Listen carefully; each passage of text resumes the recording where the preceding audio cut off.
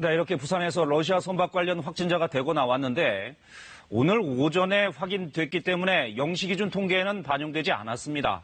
내일 통계에 잡히겠죠. 오늘 영시기준 신규 확진자는 41명입니다. KBS 재난방송센터 연결합니다. 자, 김민정 기자, 일단 오늘 영시기준 확진자 현황 정리해보죠. 네, 국내 코로나19 신규 확진자가 41명 더 늘었습니다. 지역 감염이 28명이고 해외 유입은 13명입니다. 지역 감염이 해외 유입보다 2배 이상 더 나왔습니다.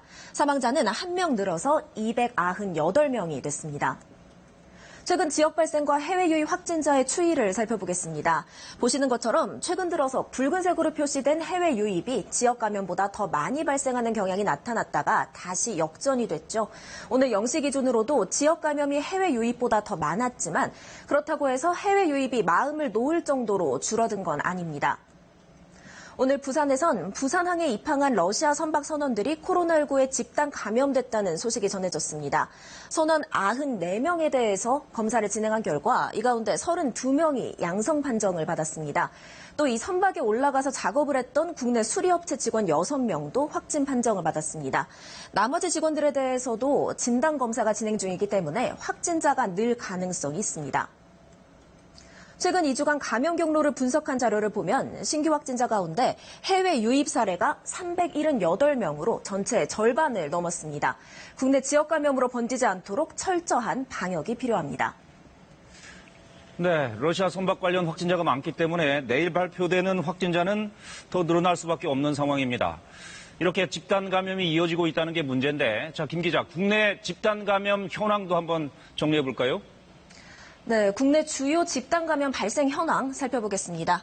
경기 포천시의 육군부대와 관련한 지금까지 누적 확진자 모두 17명으로 파악이 됐습니다.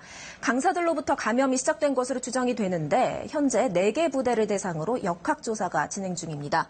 또 서울 강서구 소재 데이케어 센터 관련 누적 확진자는 20명으로 늘었습니다. 또 강남구의 금융회사 관련 누적 확진자는 9명이 나왔습니다. 이처럼 해외 유입과 지역 집단 감염 모두 사그라들지 않고 있습니다.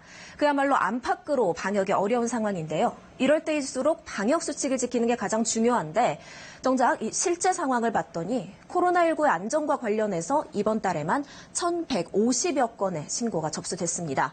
이 가운데 방역 수칙 위반이 705건이었습니다. 밀폐된 지하에서 수십 명의 음악 동호 회원들이 마스크 없이 밤새 음악 연습을 했다거나 또 영화관에서 거리 두기 없이 좌석을 배치했다는 등의 신고였습니다. 방역 수칙 더욱 철저히 지켜야겠습니다. 특히 장마가 끝나면 휴가 행렬도 이어질 텐데요. 가족 단위의 소규모 인원으로 한적한 야외 휴가지를 찾거나 또 혼잡 시간대를 피하셔야 합니다. 또 이동할 때는 가급적이면 개별 차량을 이용해 이동하셔야 합니다. 지금까지 재난방송센터에서 KBS 뉴스 김민정입니다.